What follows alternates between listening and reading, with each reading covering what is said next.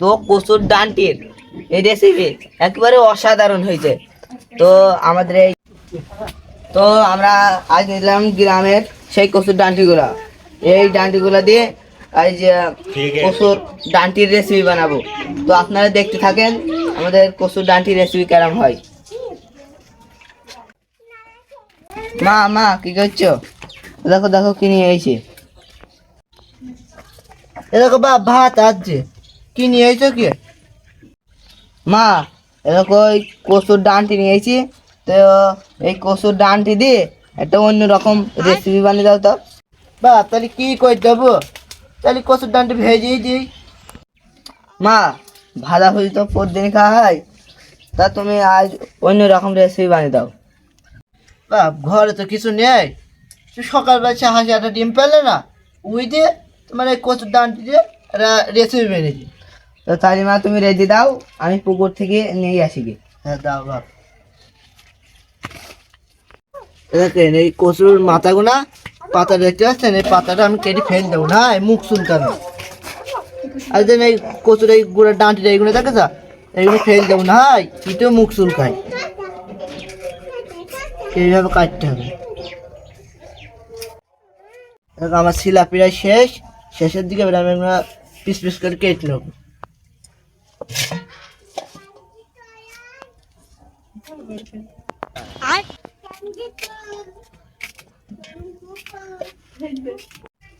এই যে কচুর ডান্টি গুঁড়া সব গ্রাম অঞ্চলে বেশি পাওয়া যায়, এটা খেতে অসাধারণ।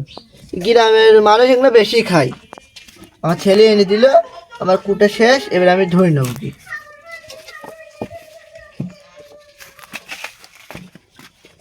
এই কচুর ডান্টিগুলো ধুয়ে নেবো, না মুখ চুলকাবে।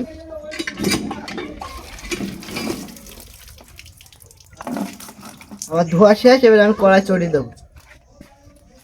আমি ডিমটা সেদ্ধ করার জন্য পানি দেবো।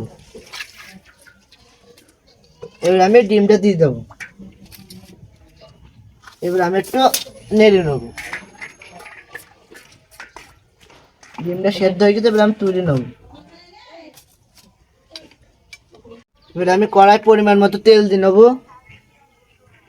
তেলটা গরম হয়ে গেছে, আর সেই কচুর ডান্টিগুলো দিয়ে নেবো। এবারে সেই ডিমটা দিয়ে নেবো। এবারে আমি কচুর ডান্টিটা ডিমটা ভালো করে নেড়ে নেবো। এবার নাড়া আমার শেষ, এবার আমি এক এক করে মশলা দিয়ে নেবো। প্রথমে একটু পরিমাণ মতো নুন দিলাম। এবার আমি পরিমাণ মতো একটু ঝাল দিলাম।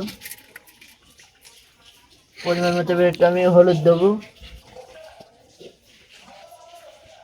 এবার আমি একটু নেড়ে নেবো।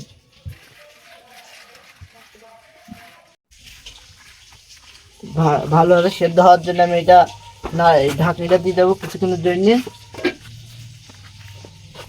মনে হবে যে সেদ্ধ হয়ে গেছে, আমি ঢাকনাটা নেমে নেবো আমি। এবার আমি এটা ছুঁয়ে দেবো। তরকারিটা আমি নেমে নিলাম। এবার আমি তেল পাড়ার জন্য তেলটা দিয়ে দিলাম। তেলটা গরম হতে হয়েছে, পেঁয়াজ আর রসুন আমি কুটি নেব। পেঁয়াজ আর রসুন আমি দিয়ে নিলাম। এবার আমি ভালোভাবে নেড়ে নেবো। মনে হচ্ছে হয়ে গেছে, এবার আমি তরকারিটা দিয়ে নেবো। এবার আমি একটু নেড়ে নেবো। হয়ে গেছে, এবার আমি একটু জিরে দেবো। এবার আমি একটু নেড়ে নেবো। এবার আমি নেমে নেবো।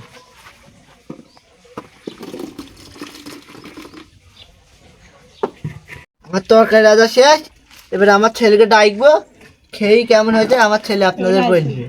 বাপ সোয়াগালি, মা রান্না হয়ে গেছে? হ্যাঁ বাপ হয়ে গেছে, বসো। তো আপনারা দেখলেন আমার মা কচুর ডান্টি রেসিপি কিভাবে বানালো। তো আমি এখন খেয়ে টেস্ট করবো। তো মা দাও, এ দেখো বাপ নাও, খেয়ে বলো কেমন হয়। আমি এবারে বিসমিল্লাহ বলে খাওয়াটা শুরু করবো। তো কচুর ডান্টির এই রেসিপি একেবারে অসাধারণ হয়েছে। তো আমাদের এই ভিডিও লাস্ট পর্যন্ত দেখতে ধন্যবাদ। আর আমরা আগামীতে কি ভিডিও বানাবো আপনারা কমেন্ট করে জানান। আমার ছেলে কষ্ট করে ভিডিও বানায়, আপনারা সকলে বেশি বেশি করে সাপোর্ট করবেন।